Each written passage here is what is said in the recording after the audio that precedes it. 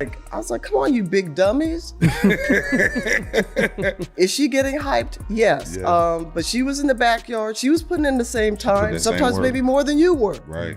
I can't fault her for what she was given. But, look, as much as she was given, you can't tell me if that door would have swung the other way where she didn't live up to the hype. Right. Come on, folks are still waiting for her to fall. Exactly.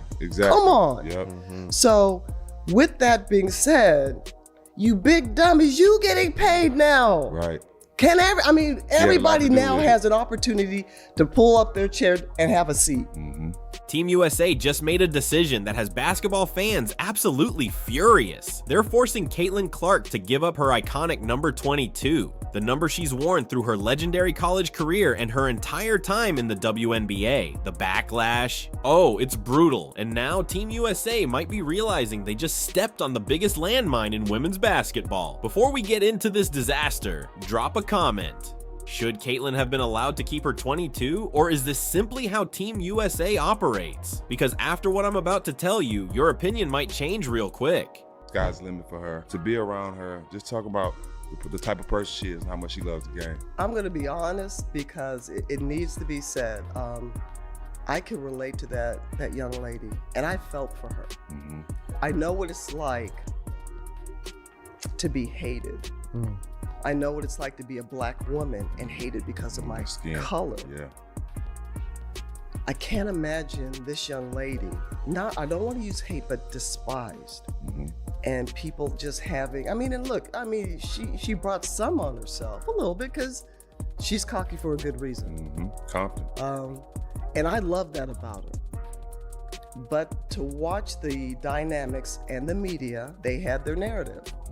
And I was pleased and proud to see the narrative wasn't. Cheryl Miller just broke her silence and said what millions of fans have been thinking all along. Team USA never wanted Caitlin Clark, and the basketball legend didn't hold back. She explained exactly why. The internet erupted within minutes. Cheryl exposed the politics, the jealousy, and the intentional efforts to keep Caitlin in her place. This is the reality check everyone needed to hear. Before we dive into Cheryl's explosive comments, tell me in the comments, do you think Team USA is purposely trying to hold Caitlin back, or is this all just coincidence? I want to hear your take. That if I'm insecure, if I've got my own mental issues going on, who do I talk to? I don't regret being born when I was. Right.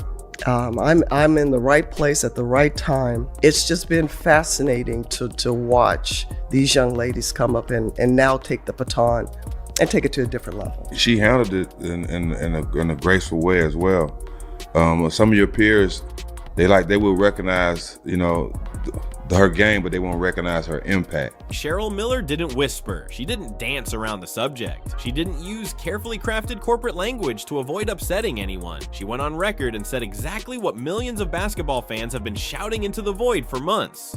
Caitlin Clark is being deliberately held back by the very people who should be lifting her up. And when Cheryl Miller speaks, people pay attention. This isn't some random commentator chasing attention. This is a Hall of Famer, an icon who knows exactly what it's like to dominate women's basketball and still face resistance because of it. Cheryl's words were sharp and undeniable. She said, Caitlin Clark changed basketball, and that is exactly why they fear her. Let that sink in. Not they're jealous, not they don't get her impact, they fear her. Fear what she represents, fear how fast she ascended, fear that she didn't follow their script or rise through their system, and most of all, they fear she's bigger than the institution itself. In a graceful way as well. Some of your peers, they will recognize, her game, but they won't recognize her impact. Right. How can you separate the two? It's kind of hard, right? And I used Jax, you're absolutely right. And I was like, come on, you big dummies. Is she getting hyped? Yes. But she was in the backyard. She was putting in the same time, sometimes maybe more than you were. Right.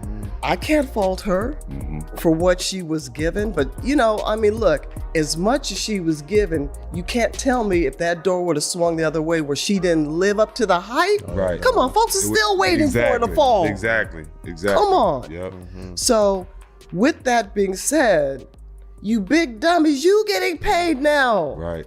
Everybody to do now with it. has an opportunity to pull up their chair and have a seat. From day one, Caitlin brought something women's basketball had been missing for years: mainstream attention. She delivered the kind of ratings leagues pray for. She packed arenas.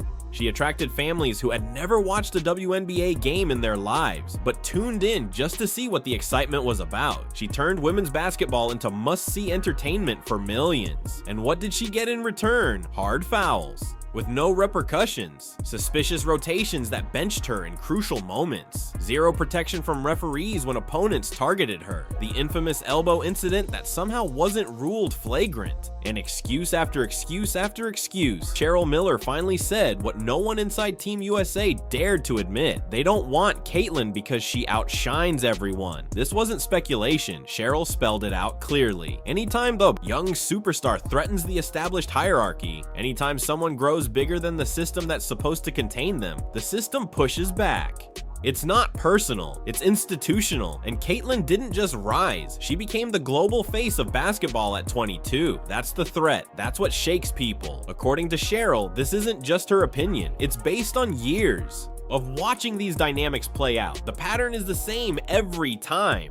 Team USA runs on hierarchy. Veterans get priority. Rookies pay their dues. Your place is earned slowly through their structure, but Caitlin shattered that template. She arrived already famous, already influential, already carrying more cultural weight than players who've been in the league for a decade. That disrupts the natural order, and disruption makes people defensive, even if they pretend otherwise. Section 6 Cheryl pointed out something crucial that fans have noticed but didn't know how to describe. Team USA is tied to the exact same internal politics we see in the WNBA.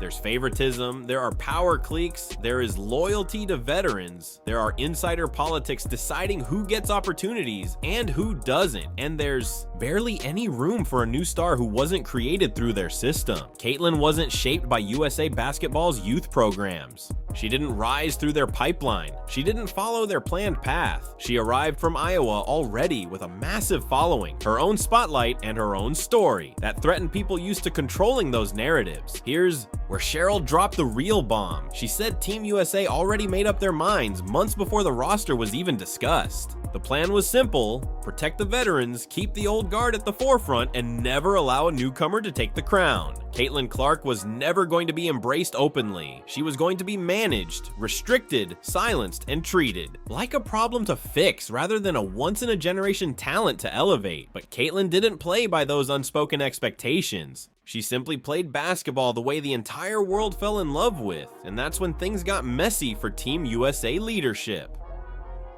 Cheryl exposed what she believes is the real fear. They were terrified that Caitlin would become the face of Team USA before the Olympics even started. Think about that. A 22-year-old potentially drawing more attention than decade-long veterans. One player creating more buzz, more highlights, more discussion than the entire roster. More engagement, more merch sales, more media coverage. Team USA wasn't ready for that reality. Their system definitely wasn't built for it. So instead of leaning into their biggest star, they pushed back, and fans noticed every bit of it. The cold body language from teammates, the bizarre rotations, the harsh fouls with no calls, the criticism Caitlin got for things others were praised for. The double standards were loud and impossible to ignore. Section 7 Cheryl said something that hit deep. You don't treat the most impactful young player in basketball this way unless you're sending a message. And that message: stay in your lane.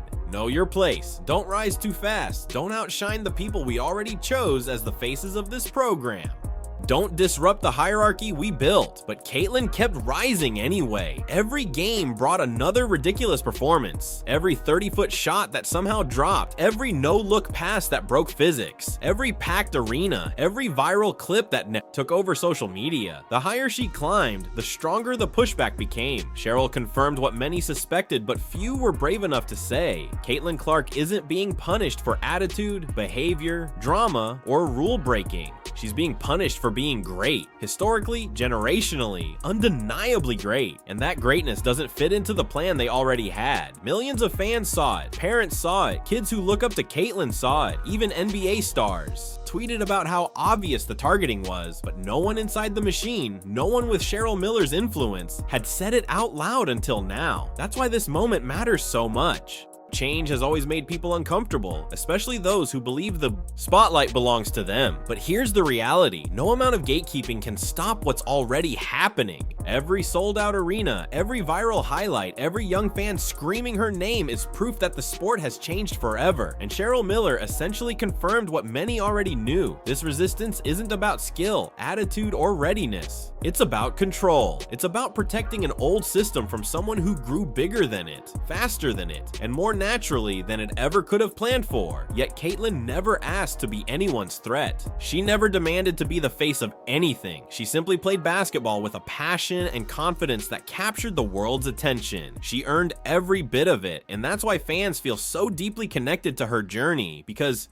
it's not just about her making a roster. It's about fairness. It's about respect. It's about a young athlete whose excellence speaks louder than any narrative her critics try to create. And here's something important. No matter how big the resistance becomes, the momentum behind Caitlyn is even bigger. You cannot silence millions of supporters. You cannot ignore record-breaking viewership. You cannot pretend the impact isn't real when celebrities, NBA stars, kids, families, and even people who never watched women's basketball before are tuning in because of her.